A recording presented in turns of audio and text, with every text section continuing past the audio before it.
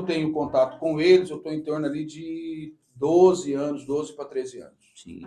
E aí, junto com eles, vinham estudantes. E os estudantes da Metodista. Entre os estudantes da Metodista, destaca estudante de jornalismo. Aproveito para fazer uma homenagem para dois deles que não estão mais entre nós, a Patrícia Key e o Valdir Pires, o Valdir Martins. O Valdir Martins era do Baeta, morava perto ali onde é o pronto-socorro ali. Sim. E a Patrícia morava morava ali no Rude Ramos. Então, eram estudantes e um pessoal da psicologia. Da psicologia, mandou um abraço para a Mônica e para outra Patrícia, hoje uma doutora aposentada da USP. Então, esse pessoal também juntou. Mas só foi os dois, então, a academia, estudantes e o pessoal de igreja, não. Tinha outra pessoa do bairro que você citou. Esse momento era muito efervescente, as comunidades eclesiais de base, o nascimento dos movimentos populares, de mães, clube de mães, luta por caristia, luta pela anistia. Nós temos a presença de lideranças do Parque São Bernardo, que vem também nessa empreitada para ajudar a fundar o projeto Meninos de Rua. Entre eles, a Juraci, que inclusive é homenageada pelo curso que nós temos hoje, de levar os jovens nossos para a faculdade e para a universidade, para o Enem, chama Cursinho Popular Tia Jura. E a outra é a Lourdes, Tia Lourdes, e as duas principais. Tinha mais, mas as duas principais, então veio também as lideranças. Inclusive, só um adendo, esse curso que tem todos os sábados, né? Todos os sábados. Você mesmo estava monitorando, aí você falou que a Néia estava viajando, não poderia até atender aqui o programa, né? Hoje, agora, né? Daqui a pouco deve estar chegando a turma lá, das 9 às 13h30, todo sábado. Hoje nós vamos ter aula de História Geral e Química. Certo. Então, hoje temos Química e História Geral, preparando os jovens aqui de São Bernardo, do ABC, para conseguirem acessar a universidade, preferenciar a universidade pública, ou tirar notas muito boas, que ajudam eles, que conseguem ajudar eles para ter um bom empenho, inclusive conseguir bolsas, né, de 100%, Sim, ou com bom desconto que possa estudar. Pô, Marquinho, e é um projeto totalmente voltado ao social. É um projeto totalmente voltado ao jovem, ao adolescente, em fase de formação. Aquilo que muitas vezes a municipalidade peca muito, né? E quando a gente fala isso, Guina, a gente tem que deixar muito claro aqui que justamente sempre na parte onde está fazendo aniversário, o Estatuto da Criança e do Adolescente, né? O movimento aí, né? O projeto Meninos e Meninas de Rua sempre são carimbados com alguma situação desfavorável ao projeto social. Eu estou falando isso e eu quero deixar claro por que eu estou trazendo isso, Guina Moreira e ouvintes. E viu, Gui, viu, Bigode? Vamos prestar atenção no que eu vou colocar agora.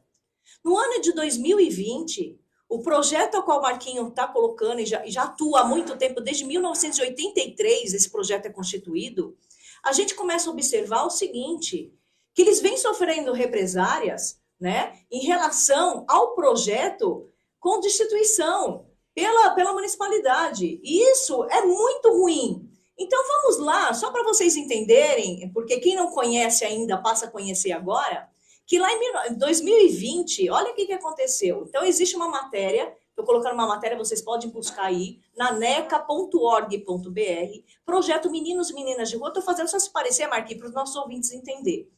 Projeto Meninos e Meninas de Rua, de São Bernardo do Campo, pede seu apoio. Isso lá já em 2020, tá, Guina? Então, vamos deixar claro aqui o que está acontecendo para a gente aproveitar o momento, tá, Marquinho? Então, a Prefeitura de São Bernardo do Campo ameaçou despejar lá em 2020 e deixar a entidade que atua há mais de 30 anos da defesa do ECA, opa, estamos no aniversário do ECA, será que ninguém percebe isso? Sem sede. Segundo o projeto, a ordem foi dada pelo prefeito Orlando Morando já em 2020, que havia anunciado que iria retomar todos os prédios públicos do município.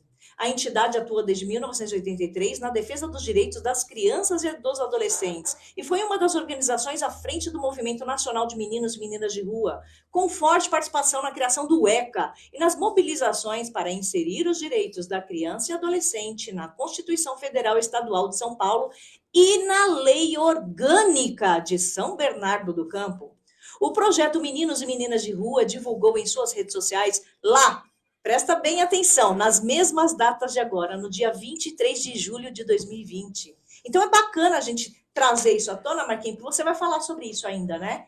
que a ordem de despejo foi suspensa por 8 meses. Mas, naquela época, o projeto ainda continua a passar e a lutar por decisões que sejam permanentes. Marquinho. Só o endereço do projeto pessoal, só para saber também, que é no centro de São Bernardo do Campo, da Jurubatuba, né? Sim, nós estamos localizados lá na Rua Jurubatuba, 1610, que é a altura que está ali, está na altura da Praça Lauro Gomes, né? Só que na Rua Jurubatuba.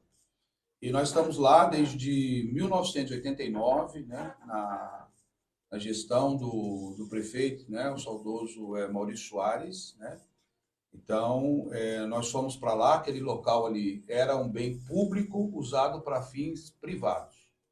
Então, um galpão onde nós temos hoje a quadra coberta, foi todas as reformas que teve ali foi com campanhas nossas, né? Divina das nossas. Do projeto Meninos e Meninas de Rua. Nosso projeto. Certo? Ou seja, o projeto sempre foi atuante. E ali nós, por exemplo, então, um local que era estacionamento que vendia carros usados. Nós fizemos daquele um local educativo. A parte hoje que é a coberta, que são as salas de reuniões, os galpões ali, era um antigo açougue. Então, quem é antigo aqui lembra onde que era um açougue ali na altura de 1610 da Jurubatuba. Ali foi um açougue. E quem for o pessoal da antiga de São Bernardo do ABC Paulista, para localizar mais ainda, logo perto ali, quase de frente da padaria Sidone, antiga padaria Sidone. Muito conhecido. Nós estamos ali bem perto do projeto Meninos e Meninas de Rua, na Jurubatuba, né? Tem um outro serviço público ali, que é a biblioteca Vitano Santo, que está ali no centro, que ela está bem ali entre o que chama ali a Rua Dr. Flávio. Dr. Flávio, né? Da Jurubatuba. Então, nós temos a biblioteca e, antigamente, quem é do samba ali se reunia durante muitos anos, a Padre Lustosa. E aí, então, toda a reforma que teve, nós fizemos de um açougue, nós fizemos um espaço educativo. No estacionamento de carros usados para fins particulares, nós fizemos um local público para atender a população. A torcida jovem do Santos também se reunia por ali. O pessoal já está falando aqui, ó. Isso mesmo. Eu quero muito te perguntar, rápido, galera. Marquinho, eu quero te perguntar, de 2020 para cá, teve essa trégua de 8 meses. E o que vem acontecendo de lá para cá? Como é que está a situação agora? Não, mas eu vou primeiro fazer uma colocação do conhecimento que eu tenho do projeto. Ótimo. E que eu acompanhei no lado jornalístico. Ou seja, sempre teve em atuação. Então o que acontece? Não, aí eu vou dar a radiografia do que meu olhar para dentro do projeto. E o que acontece? Foi nítido para mim que as prefeituras, e falo lá do prefeito que eu acompanhei, Maurício Soares, as duas gestões dele, e depois o prefeito, Dr. William Dib, junto aos seus secretariados e a secretaria que compete, que estaria junto a vocês, o que acontece, eu vi com próprios olhos que a prefeitura teve que se render ao projeto Meninos e Meninas de Rua. Por que eu estou dizendo isso? Porque vocês tinham um índice, vocês tinham um mapeamento, Marquinhos, aí que eu fui conhecer, né, o que era o projeto Meninos de Rua, que não era um simples projeto, é um projeto que estava tudo mapeado, da onde as crianças vinham. Vocês defendiam esta causa de uma maneira explicando qual era a técnica que vocês abordavam as crianças. Eu fui lá e eu conheci como era abordada as crianças no farol, perante ali aqueles profissionais que estavam internos ali, com carreira ali dentro do projeto, aonde eles iam lá e falavam, eu peguei depoimentos, falava assim, não é fácil, você chega lá no farol e já chega, a criança já vai com você. Muito pelo contrário, você chega lá, aborda a criança, você bate um papo com a criança e a criança não vai com você. Ela não tem confiança nos adultos. E qual que é o raio-x também? É aquela questão da criança lá na favela, o pai e a mãe, migração, o pai não arruma emprego, mas um bar tem em todo lugar, o pai fica lá tomando cachaça, porque ele está lá, não tem outra coisa, vem pessoas e paga cachaça e vai embora, e ele fica, aí a primeira coisa que ele vai lá e abusa da mulher, uma coitada com 5, 6 filhos, e esses filhos também apanham até que uma hora eles caem para a rua. E lá na rua, para eles é melhor do que estar em casa, né? Só que daí o projeto vai lá, começa a conversar, começa a bater um papo, vai outro dia, vai lá, joga uma capoeira, assim que um dos professores fala, não, joga uma capoeira, a criança gosta, daí a gente convence Aí leva para dentro do projeto. Aí eu consegui enxergar que vocês, do projeto Meninos e Meninas de Rua, traziam as crianças, a dignidade ali de alguma coisa, depois ia tentar consertar lá na casa, a família, né? Então, eu tenho certeza que a Prefeitura de São Bernardo do Campo teve que se render ao projeto de vocês. Eu tive este olhar, porque daí a mídia também, algumas mídias da época, alguns jornalistas da época, começou a colocar, a mostrar isso daí, vocês abrindo as portas, começaram essas pessoas a ver. Então, eu fui uma testemunha disso daí. Se hoje há um combate da prefeitura querendo o prédio, então vocês têm que realmente mostrar toda essa história, né? Que muitos desconhecem, Marquinhos. Né? É verdade. Olha, alguns dados assim para históricos do projeto e um pouco das coisas que nós contribuímos. Então, o projeto que é de 83. Em 86, nós fizemos o primeiro Encontro Nacional de Meninos de Rua, encontro inédito a nível mundial, porque até aí, quem que tinha sempre voz, sempre teve, tem que ter, era o movimento mais estudantil, estou falando de adolescente estudantil, onde que os meninos e meninas de rua tiveram direito à voz e falar diretamente a sua realidade. Isso impactou, porque ali já estava no processo constituinte. Se fala muito da relação do projeto com o ECA, mas o projeto é um dos protagonistas de 2 artigos da Constituição Federal. O projeto ajudou a construir a Constituição Federal. Perfeito. Fazendo coletas de assinatura no ABC inteiro, especial em São Bernardo, nós fizemos várias vezes, por exemplo, na Praça da Matriz. A Praça da Matriz ali, ela tem que ser, para além de ser a Praça da Igreja Católica, ali tem que ser um patrimônio da classe trabalhadora. Um marco histórico. Grandes movimentos de direitos humanos, sociais, políticos, acontecem naquela praça. Né? Então, nós fizemos coletas. Depois, diante da coleta, 2 artigos entrou na Constituição que tem a ver, então, com São Bernardo, tem a ver com os meninos e meninas de rua, colaborando com o Brasil. Artigo 227 e o artigo 228. 228, o Brasil estava tão avançado e tão reconhecido mundialmente, porque estava tendo a nível internacional na ONU, o pessoal estava se articulando para construir o que se chama hoje o direito internacional da criança. Tá? Então, tem um direito que ele é da ONU, poucos países do mundo não assinou, um dos que não assinaram, lamentavelmente, foi os Estados Unidos. Né? E ele dá todo o panorama internacional. O Brasil, então, pega o que tem de mais avançado nessa lei, que é a ser aprovado um ano depois, e traz para dentro da Constituição brasileira. Então, quando que sai o direito internacional da criança... Naquela época, o que você está falando foi protagonismo da ONU. Então, quando vai sair, aprovar a lei lá na ONU, o Brasil já tem a lei na Constituição, no artigo 227, que é a proteção integral da criança e do adolescente. O projeto está aí. Bom, acabamos aí, o pessoal achou importante que não adiantava só ter 2 artigos na Constituição, devido à história, a questão histórica sócio-histórica do Brasil, só a lei por si só, o Brasil é um dos países que tem lei que pega e tem lei que não pega. Tinha que regulamentar essa lei. Nós voltamos, depois de caminhar até Brasília, voltamos para as bases, organizamos e fomos agora construir as constituições estaduais. Então, o projeto Meninos de Rua, que tem no estado de São Paulo, que fala de proteção da criança, lógico, estamos falando de 30 anos atrás, ajusta, muda uma coisa ali. O que tem na Constituição Estadual de São Paulo, a gente tem uma foto histórica que tem um ministro hoje do governo Lula, que é o Paulo Teixeira, que era uma liderança da Zona Leste, só uma liderança. Nós temos a foto dos meninos que estavam na rua, que eram atacados pelo justiceiro, que tinham que se esconder, que tinham sofrido toda essa violência que você falou, que veio do lixão. Tem os meninos segurando as coletas de assinatura para entregar para a Constituição Estadual de São Paulo, para colocar os direitos das crianças lá. Acabou aí? Não.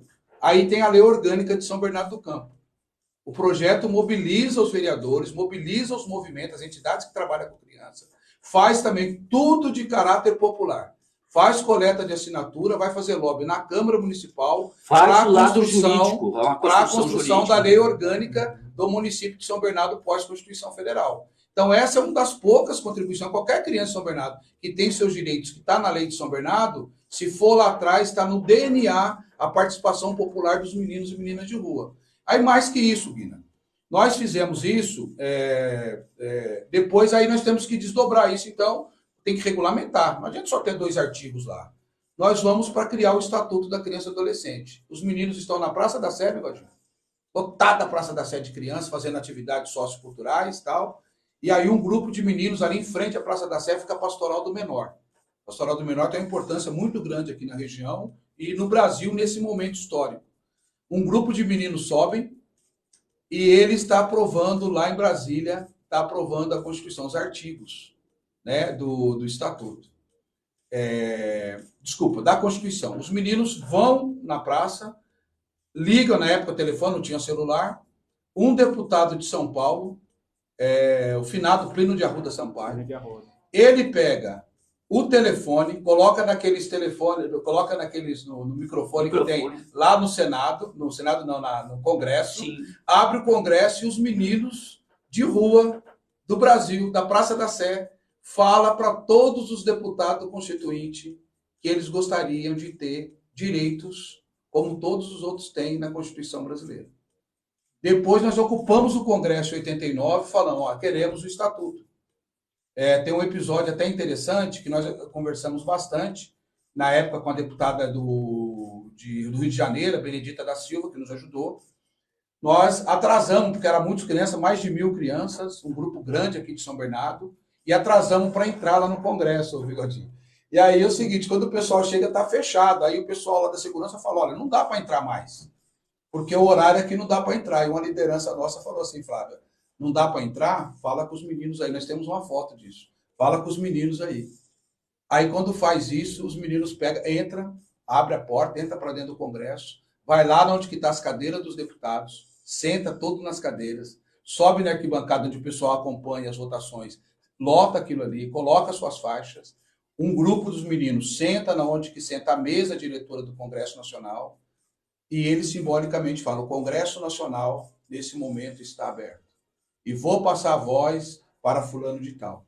E aí alguns meninos e meninas sobem na onde que falam os deputados hoje, sim, começa a falar do Estatuto. E para resumir, o presidente que estava presidindo, que era um dos meninos de rua, ele diz o seguinte, nesse momento, queremos saber se o Congresso aprova o Estatuto da Criança e do Adolescente. Todos os meninos já tinham um, que a gente vinha estudando, eles levantam todo o Congresso e falam assim, aprovamos. Aí o presidente da Câmara, que era um adolescente, diz assim, então está aprovado pelas crianças brasileiras o Estatuto da Criança e do Adolescente. Essa foi a pressão mais forte, mais importante, que fez logo em seguida o Estatuto ser aprovado. Essa é alguma das contribuições, mais duas bem rápido. Aí nós ganhamos um prêmio internacional, teve um atentado racista da supremacia branca nos Estados Unidos, que matou várias pessoas em Oklahoma, um atentado fortíssimo. E dessas pessoas matou 19 crianças, porque tinha uma creche. E o que eles fizeram? Os grupos de direitos humanos dos Estados Unidos procurou organização no mundo inteiro que tivesse trabalho relevante. Uma das entidades escolhidas foi o Projeto Meninos de Rua. Então, o Projeto Meninos de Rua tem, inclusive, o rostinho da menina, é a Anne. Então, eles fizeram só 19 para o mundo inteiro e nós fomos reconhecidos como uma das entidades que atua, então, com meninos, que atua na defesa dos direitos das crianças. Então, de 19 do mundo inteiro. O segundo prêmio, a ONU, junto com a organização que trabalha com a educação da ONU, eles fizeram coletando experiências, 5 melhores experiências de educação social do Brasil com criança de rua. Nós também fomos reconhecidos. Recentemente, agora, mais recentemente, 2022, nós recebemos o prêmio de uma honra do mérito produzida pelo deputado estadual Barba. Né? A gente ganhou lá pela nossa atuação de combate ao racismo. Depois nós somos também homenageados em 2022 pela Malunguinho, a deputada Érica Malunguinho, também com o prêmio de enfrentamento ao racismo. E fomos homenageados em São Bernardo do Campo pela vereadora Ana Nice, dando um prêmio reconhecendo a relevância das ações do projeto no enfrentamento ao racismo. Então, esse é um pouco, fora a tese de mestrado, doutorados, né, da contribuição que não é só para o menino, mas a contribuição dos meninos que vai para a sociedade. Uhum.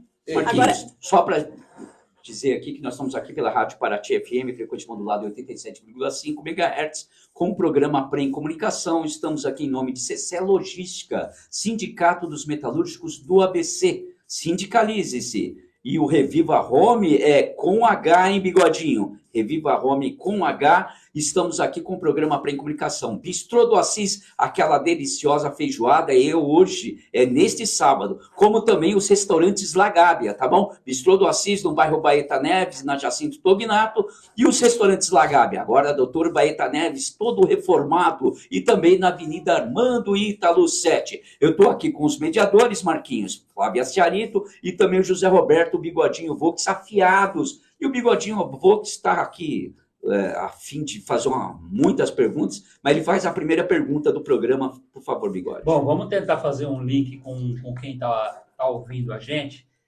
Algumas passagens que você colocou que é muito importante, inclusive lá no Lixão, a do Cora, também está aqui o Ailton falando dos doces que jogava lá e que era uma festa para a molecada. Você traz aqui o professor Júlio, que está lá em Manguaguá, acompanhando a gente, também falando lá do Alvarenga, lembra muito do Lixão, ele está se emocionando com a sua fala, porque as crianças da época viveram isso, né? Sim. E principalmente quem foi do Grande Alvarenga lá, Marquinhos. Sabe... Eu garanto para você que tem uma geração que é do Grande Alvarenga, sabe bem dessa história, muito, né? E sabe dessas coisas. O Toyo, que hoje é presidente da instituição Solano Trindade, que é mantida pelos trabalhadores da Volkswagen, falando dos 32 anos do ECA, são 32 anos, que não é pouca coisa, mandando um forte abraço para você. Mas qual que é o link que eu quero fazer com as coisas que você colocou? Porque você está contando a história viva. Você está aqui contando algo muito importante. Porque a gente já está com uma Constituição que virou uma coxa de retalhos, que ela precisa ser revisitada. E eu estava com o Genuíno, e aí eu tive a oportunidade de andar com ele por alguns lugares pelo Brasil, e a gente estava na Universidade de São Carlos, e ele contando da Constituição, contando do Estatuto da Criança e do Adolescente, e a molecada chorou, jovem chorando, porque estava ouvindo de uma pessoa que ajudou a escrever. E eu estou aqui do lado de um cara que ajudou a escrever o ECA. Então, me emociono também pela oportunidade de ter você, de contar essa história viva e de colocar essa coisa dos projetos de inclusão. Porque a gente tem falado aqui, repetido, gente, não é projetos sociais, é projetos que incluem a sociedade, que incluem a criança e que muitas vezes não tem oportunidade. Então, Marquinhos, parabéns. Eu acho que você cabe em qualquer local de comunicação para falar as coisas importantes que você está falando aqui. Porque o nosso povo sofre muito por falta de oportunidade. Então, ter você com todos esses prêmios que você ganhou e que outros virão, mas não são prêmios qualquer, são prêmios porque realmente deu reconhecimento do trabalho. Parabéns, é de coração que eu estou falando com você. Vai lá, Flavinha. Olha, é o seguinte, gente, eu quero deixar muito claro aqui, porque a presença do Marquinho é fundamental aqui numa rádio comunitária. E, Marquinho, parabéns por toda a ação, porque é inadmissível que as pessoas falem que o projeto não tem ação. É inadmissível, com toda a rede social que vocês têm, com toda a história que vocês têm, só sendo muito incrédulo para falar que esse projeto não tem movimento. Isso é muito ridículo e eu tenho que deixar isso claro aqui e eu sempre vou nessa defesa, porque nós temos que ter questões sociais ativas. E vou colocar o que está escrito aqui, que fique claro para todos e para a municipalidade, principalmente, porque é dever do Estado. Então vamos lá. Você sabia que a criança e o adolescente, por força da Constituição Federal e do Estatuto da Criança e do Adolescente, ao qual o projeto sempre atuou, tem direito de receber por parte do poder público a mais absoluta prioridade de atenção através de atendimento preferencial nos serviços públicos, saúde, educação, assistência social e etc., com o necessário aporte privilegiado de recursos orçamentários? Qual o sentido da municipalização na implementação de tais políticas públicas? Isso significa que cabe aos municípios definir as estratégias de atuação que serão adotadas diante da ameaça ou violação dos direitos infanto-juvenis assegurados pelo ECA e pela Constituição Federal, através da intervenção dos mais diversos órgãos e entidades de atendimento. Uma política de atendimento, a rigor, representa o conjunto de ações, serviços e programas a serem acionados em âmbito municipal para fazer frente a uma situação problemática específica envolvendo crianças e adolescentes e suas respectivas famílias. Numa perspectiva resolutiva, capaz de proporcionar com o máximo de celeridade possível a proteção integral prevista em lei. É, em última análise, por intermédio das políticas públicas, que o poder público terá condições de proporcionar a efetivação dos direitos infanto-juvenis nos moldes do previsto artigo 4º do ECA e no artigo 227 da Constituição Federal, Marquinho. Então, eu quero deixar isso claro, porque existem leis, então não adianta falar, o que está por boca cai ao vento, que se provem as verdades. E justiça, faça justiça, porque as leis são para isso. É para a comunidade, é para a população, não são para os políticos. Só uma passagem, fazer uma passagem histórica, né, das pessoas que estão com você lá, Marquinhos. Algumas que eu conheci, não lembro nomes, mas tem 2 nomes assim que vêm na minha mente, que eu tenho reconhecimento, é a Neia e o Rony, né?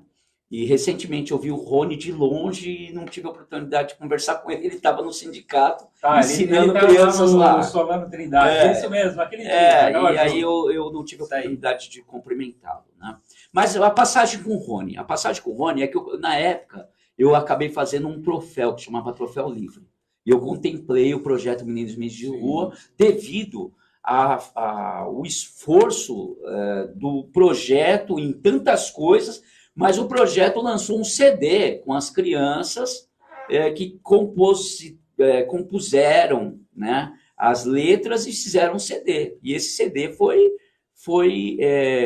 contemplado com uma indicação minha e teve um troféu no teatro e foram lá e fizeram uma apresentação e ganharam o troféu. E uma passagem com a Neia, dentro do projeto, eu vi o lado do que significava o projeto e a tamanha politização, ser político ali, à altura, aonde a Neia virou para mim e falou assim, olha, aqui é o seguinte, a gente cobra de todo lado, direita, esquerda, centro, eu não estou nem aí, eu cobro mesmo, né? Então, Marquinhos, a gente vê a lisura com a situação, porque tem que ser cobrado a todos, né? E às vezes eu vejo, por exemplo, o próprio hoje presidente Lula, não agora ou lá atrás, que também ele chegou em vários locais e falou assim, não tem que ser cobrado, né? E já vi outras autoridades que falam isso, falam, não, tá certo, a gente tem que ser cobrado, nem tudo a gente consegue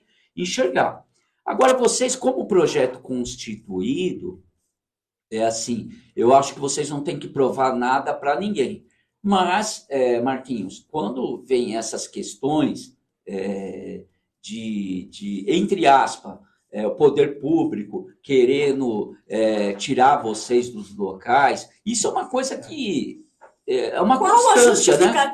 Com vocês, né? Sempre assim, no popular, vira e mexe, volta à tona isso daí.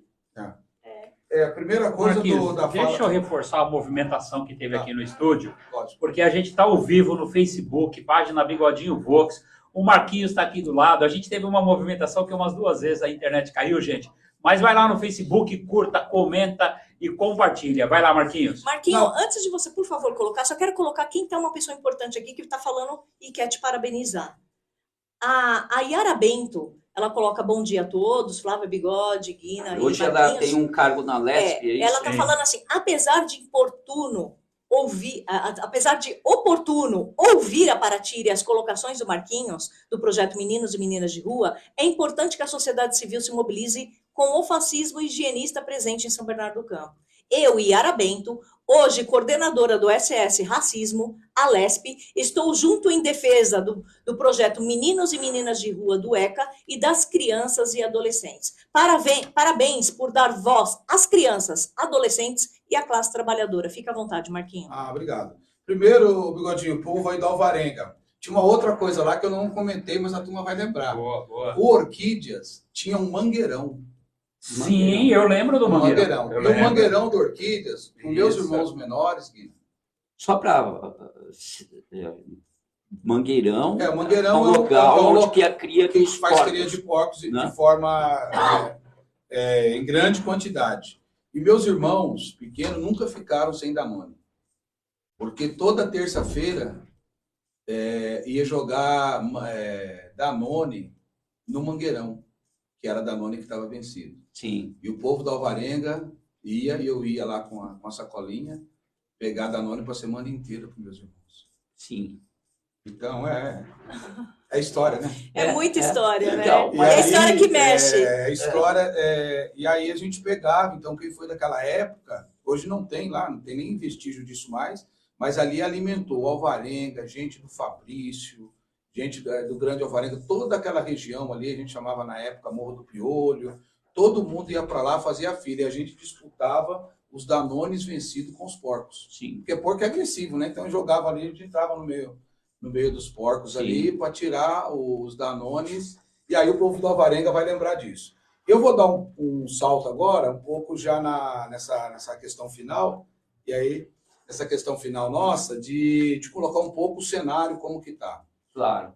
A gente, em 2021, o movimento identificou, para além da especulação imobiliária que eu comentei com vocês, que está vendendo São Bernardo inteiro, para além da perseguição de combate a um centro de defesa, que o projeto Ministro de Rua é nada menos, nada mais que um centro de defesa popular de direitos humanos, que trabalha em várias áreas, mas sim, é um centro de defesa. São as crianças, então, mas tem outros movimentos. Para a gente lembrar de outras coisas. A ideia do projeto comemora aniversário no dia 3 de setembro. Por que 3 de setembro? 3 de setembro, por exemplo, é homenagem, em 1987, a 6 meninos que foram assassinados, que parou São Bernardo, é conhecido na historiografia da infância, a chacina de São Bernardo ou a chacina da Rua dos Vianas, onde hoje é o albergue, do lado ali, em frente ao Partido dos Trabalhadores. Ali morreu 6 meninos que eram atendidos por nós na facada em tiros, inclusive com cruz no banheiro. Depois, a primeira pessoa que inaugurou um programa que protege testemunhas que viu algum crime do estado de São Paulo, primeira pessoa incluída é um menino sobrevivente de uma chacina em São Bernardo produzido pelas forças de segurança pública. Mataram 2, ele sobreviveu sendo baleado e a gente conseguiu proteger ele nas comunidades, até que ele conseguiu entrar no programa e inaugurou o programa de proteção. Ele é o 01 do programa de proteção aqui no estado de São Paulo para proteger pessoas que são vítimas da violência ou viu algum crime para poder testemunhar. É a ação do projeto Meninos e Meninas de Rua. Então, e o pessoal do movimento negro identificou quem é que entra no projeto. O projeto ali é um espaço dos movimentos sociais de São Bernardo. Por exemplo, o projeto foi o primeiro espaço, o primeiro lugar que deu espaço para GCMs do ABC inteiro se organizarem. Onde é que teve uma das principais greves aqui em São Bernardo, produzida pela GCM na época nos governos passados? Foi aqui quem deu espaço para organizar a GCM no ABC inteiro, o projeto. O MTST, quando veio para o ABC, qual foi o primeiro lugar que deu suporte, arrumou lugar na periferia, lá no bairro Montanhão, quem sabe o que eu estou falando? Quem que deu a base, arrumou um barraco lá na Viela 17, para o MTST se instalar aqui, depois fez a grande ocupação dos trabalhadores, foi nós.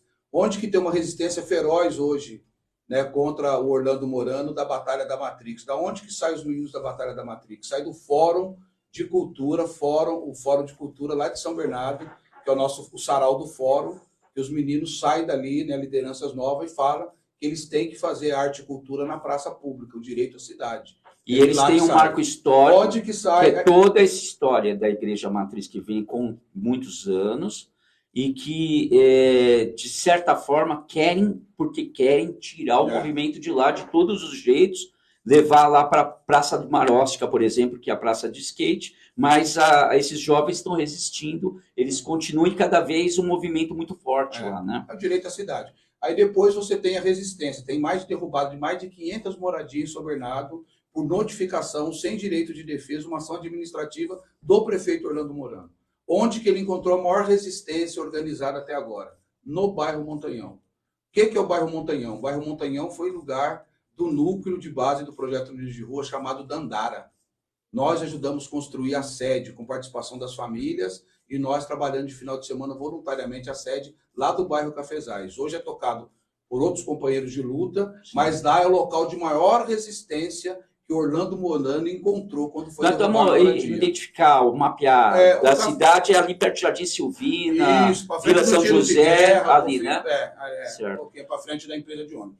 Aí, o pessoal do movimento negro identificou também prática racista, porque quem entra no projeto é pessoal em situação de rua, é pessoas que estão com familiar encarcerado, é o pessoal LGBTQI, especialmente o pessoal trans e todas as outras letras.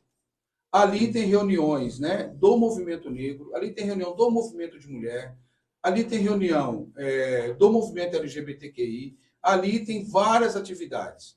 E aí o pessoal identificou, olha, o único local no centro da cidade com característica de educação aberta, olha, educação aberta, educação social, é o projeto Meninos de Rua. Sim. Quando o pessoal identifica o movimento negro, os nossos griots identifica isso, e nós já sabíamos, porque quem é que frequenta o projeto?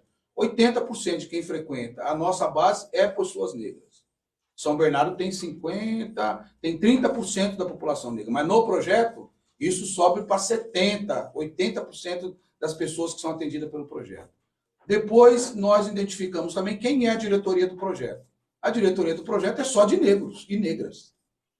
Né? E não é pelo processo histórico. Lógico. Tá? Depois o que Então que não chega aqui. aí depois quem é que não negra. vem? Quem é que vem em seguida? Quando o pessoal identifica isso, começa a aparecer de vários pessoas, funcionários públicos, começa a vir dos movimentos sociais várias denúncias.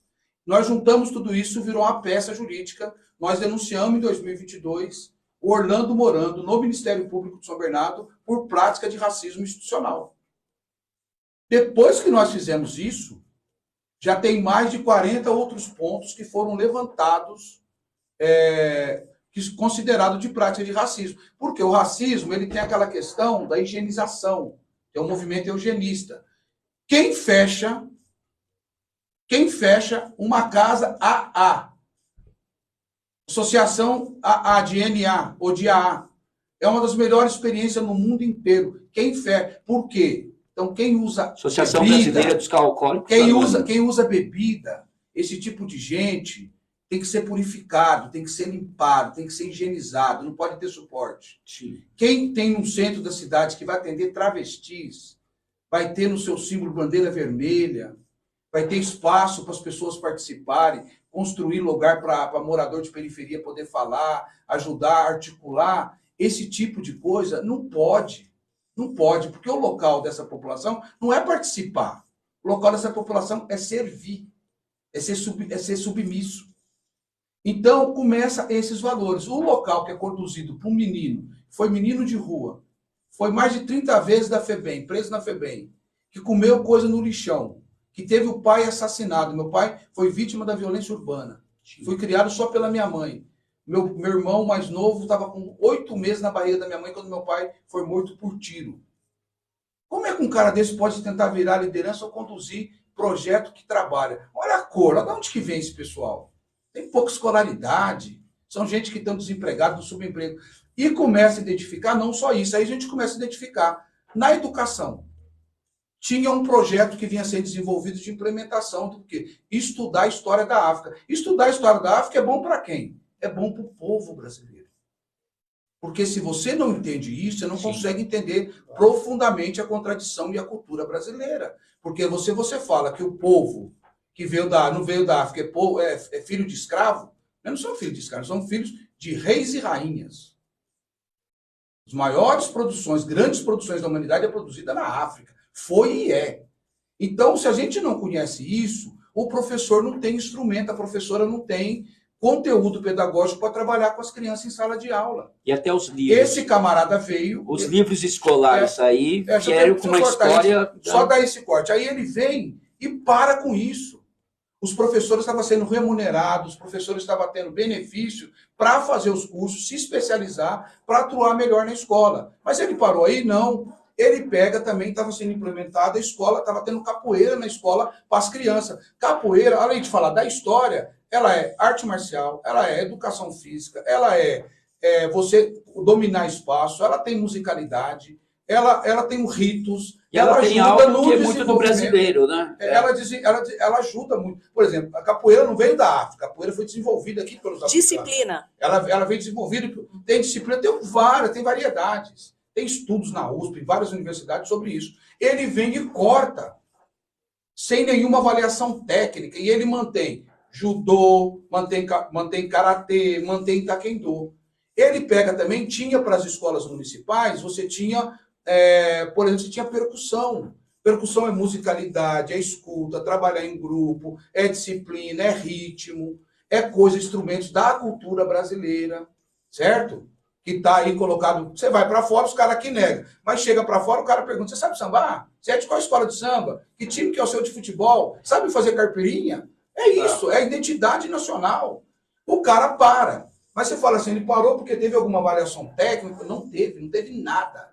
E o que ele mantém e fortalece? Fanfarra. Fanfarra, se você lembrar, está muito ligada a desfile militar, tem origem europeia. Ele implementa, por exemplo, em São Bernardo, fora dos padrões, estamos aqui com o lado do sindicato, sabe muito das tecnologias, das tendências mundiais que tem. Ele implementa aqui a segunda língua para se falar em São Bernardo, italiano. Nós não temos nada contra os italianos. O italiano contribuiu. Eu adoro alguns teóricos italianos, mas colocar italiano como segunda língua para as crianças em São Bernardo está completamente fora. Você tem que fortalecer e qualificar o inglês e agora, mais que nunca, aprender mandarim, a língua chinesa, que é a grande tendência aí que vem dominando. Ou seja, todos isso, aí depois, para terminar, 20 de novembro, tem outros pontos. 20 de novembro, São Bernardo foi a última cidade a reconhecer o 20 de novembro como feriado, a última cidade do ABC. Ele pega o 20 de novembro, faz o mês inteiro em 20 de novembro, festa alemã. E no dia 20 de novembro, que é o dia especializado, ele faz um evento que não cabe na Uni, um evento lá na Casa de Cultura, pequenininho, com pouca divulgação, sobre preto, e faz no Paço Municipal, fecha o Paço Municipal, coloca GCM, coloca toda a estrutura para fazer uma festa alemã. Aí esse camarada vem, esse povo vem, que quando eles estiveram aqui, ganharam a eleição, o tema deles era São Bernardo voltou para o São Bernardense. Quem é o São Bernardense? Somos todos nós. Quem é? Mas para ele, quem é o São Bernardense? É uma pequena elite, que nós sabemos muito bem quem é. Tá aí, esse povo que está dominando aí, e que está destruindo uma criança morrendo por falta de aparelho em São Bernardo. E aí, bom, ele errou, foi um descuido. Aí chega no outro ano, 2022. O que ele faz em novembro, no dia 19 e 20 de novembro? Ele faz uma festa para japonês. Então é uma afronta constante a 287 mil pessoas que se declaram negras na cidade. Isso para nós é considerado, e isso está dentro, se você pegar a teoria, isso está dentro do que é prática de racismo institucional. Ele está mantendo, a partir da gestão dele, ele mantém e radicaliza a divisão racial de submeter uma parte, 1/3 da população de São Bernardo, pelo menos, a uma situação histórica de submissão, porque ele não valoriza a cultura, ele não valoriza a educação, a gente não tem dados. Se nós pegarmos aqui, aí eu termino assim, olha, se você perguntar para São Bernardo quantas mulheres tem, São Bernardo sabe explicar, tem dados. Se você perguntar quantos homens tem, São Bernardo tem. Quantos são crianças? São Bernardo tem. Quantos cachorros estão abandonados? Pergunta para os zoonoses, faz um dia uma pesquisa. Eles vão te dar uma estimativa. Quantos gatos estão soltos, abandonados na cidade? Eles sabem. Quantos são negros, quais as condições dos negros? Orlando Morando não sabe falar isso. Ele não tem esses dados. Tem os dados, não quer divulgar e não quer apresentar política pública para essa parcela. Se isso não é racismo, nós falamos assim, Brasil é racista? É. As pessoas são racistas? São.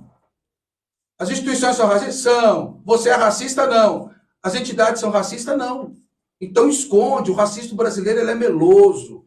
Só que ele está mexendo com grupos que ele foi denunciado na ONU, agora no final de maio ele foi denunciado na ONU, no segundo fórum afro-permanente da ONU. A ONU abriu a década afrodescendente e foi denunciado por uma das organizações que fez a denúncia.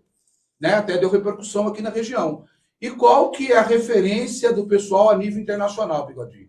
A nível internacional, o Brasil é referência, as organizações negras são referência no enfrentamento ao racismo. É referência para os Estados Unidos, é referência para a África, é referência para a América Latina, é referência para a Ásia. O Brasil, os movimentos sociais brasileiros de enfrentamento ao racismo, é referência mundialmente conhecida. Marquinho. E essas organizações são organizações que estão denunciando Orlando por racismo. E aí, para terminar, ele, para fazer isso, o que é que ele fez agora recentemente? Ele apresentou uma lei que apresenta 4 ou 5 secretários deles, todos brancos. O filme termina todo apresentando gente branco, dizendo que criou uma lei para enfrentar o racismo no esporte. Aí ele colocou outdoor na cidade inteira, dizendo assim, cartão, ó, vermelho, contra o racismo. Então, um perigo, hein? Perigo, pessoal do PAS, vocês podem ser expulsos, porque o cartão vermelho serve para vocês. Porque ele coloca isso, porque ele está sentindo a reação da sociedade das práticas racistas que vem sendo colocadas em São Bernardo. Aí ele vai, muda, porque ele percebeu, nós denunciamos, não aparece uma mulher. Não aparece nem negro e nem mulher. Não sei se vocês viram a nova campanha agora, é uma asiática de um lado, uma mulher branca do lado, e no meio, uma mulher negra. Então, a resposta que ele dá é a resposta midiática. As pessoas, por exemplo, a pessoa que perdeu o terreiro de candomblé dele, que todas as igrejas teve acesso, Igreja Católica Evangélica a espaço, e ele não teve, ele não quer coisa da mídia. Ele quer de novo o terreiro, a comunidade quer o terreiro, para ele continuar fazendo os cultos religiosos. Que é um de direito, né? Que era um terreno, que Exatamente. era da família. No Jardim Os estudos que estava tendo, que tirou capoeira, as pessoas querem que volte a capoeira. Nós queremos que continue capacitando os professores, para que os professores tenham mais conhecimento, para poder atuar melhor com as crianças. Porque a questão de enfrentamento ao racismo passa, com certeza, pela educação. Nós precisamos de dado na cidade. Nós não podemos ter... Você vai no pronto-socorro, tem dado. Lá é obrigatório agora. Ministério da Saúde, é obrigatório ter dado lá. Você colocar que cor que você é, que etnia que você é. Sim. Se você vai na educação, você é obrigado a colocar. Se você vai em qualquer departamento, no conselho tutelar, tem que colocar. Se você vai na assistência, tem que colocar. Cadê esses dados que não aparecem? Não aparece quantos negros morreram. Outra coisa, alarmante, mereceria até um programa de vocês aqui. Alarmante. São Bernardo é a terceira cidade que mais mata pessoas por letalidade. Terceira cidade do estado de São Paulo, a 28ª do Brasil. O Brasil tem mais de 5 mil cidades e a terceira, mais de 500 aqui em São Paulo. É a terceira cidade que mais mata. Eu queria só... Quem é que morre, quem é que mata? O que foi criado em São Bernardo?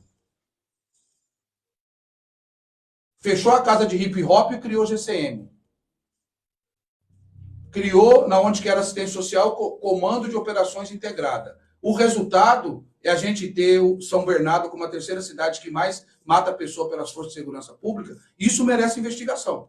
Isso merece, a prefeitura tem que responder essas coisas, não é o governo do estado. Porque as operações estão acontecendo aqui. Nós não sabemos quem está morrendo, como está morrendo, em quais situações. Agora eu tenho certeza quem é, porque os dados nacionais não mentem. Mais de 70% das mortes, letalidade, das forças de segurança pública, tem a cor da pele parecida com a minha cor. Marquinho, para a gente finalizar aqui rapidinho, só para colocar uma situação que é importante nós falarmos isso, a diferença de municipalidade, Marquinho. Em Santo André, as crianças do ensino infantil, eles têm a cultura até da África. Eles fazem trabalho de cultura, tanto é que na parte junina foi feito uma análise e foi feito trabalhos com a cultura negra, né, Guina, da África. Em São Bernardo, realmente a gente... de Santo André optaram por isso. Em São Bernardo, a gente realmente não ouviu falar. Então, Guina Moreira, é importante a gente deixar claro aqui que a questão dos movimentos sociais de direito das crianças tem que ser sempre bem vista e restabelecido. Temos direito na Constituição, temos o ECA e tem que ser respeitado. Agora, os motivos tem que ficar claro. Marquinhos, eu tenho certeza que vocês têm provas para poder ajudar a desenrolar esse patamar e com todo o apoio da sociedade. Vai lá, Guina Moreira. Muito bem. Ô, Marquinhos, a gente vai convidar você para até ficar no segundo bloco. Nós vamos ter o Dr. Wellington aqui, do Sindicato dos Metalúrgicos do ABC, mas agradecer a entrevista. Numa próxima oportunidade, a gente tem que vir até aqui com um programa especial de 2 horas aqui, para ficar mais à vontade, né? Não tem jeito, tem que ser 2 horas. Tem muita coisa para falar. Para que você tenha muito conhecimento. Tem muita história. E só para dizer também, Marquinhos, o escravizado lá da história antiga já se formando doutores hoje. Então, vai ter muita gente ainda segurando essa bandeira com acadêmicos também, porque essas gerações estão estudando, estão aparecendo e estão sabendo cobrar, porque a gente precisa também disso, da cobrança certa no lado jurídico. Mas eu sei que vocês estão no caminho, Marquinhos, e lógico, tudo que você precisar de nós, a gente sempre vai estar à disposição do projeto Meninos e Meninas de Rua, tá bom? Só deixar esse recado bem objetivo. Claro. Nós temos uma reunião dia 18, lá no projeto Meninos e Meninas de Rua, às 18h30. Todos que estão aqui na rádio, que nos ouvem, estão convidados, porque o projeto foi surpreendido, que a liminar que garantiu até agora a gente poder desenvolver o trabalho com as crianças que nós temos feito, tem uma liminar que vai ser julgada dia 26 de julho. Né? E, então, nós estamos chamando essa reunião com os movimentos sociais, com o pessoal que está na política, na cultura, para a gente pensar conjuntamente o que nós podemos fazer diante dessa situação gravíssima. Exatamente, né? Parece que é um presente para o mês de julho, né? Que é o mês que está comemorando a criança e adolescente. Estivemos com o Solano lá em São Vicente, no Eureka, né? 32 anos do Eureka, que vem falando dos direitos da criança, nasceu aqui em São Bernardo, hoje está em São Bernardo, São Paulo, Zona Sul, Zona Leste, aqui e na Baixada.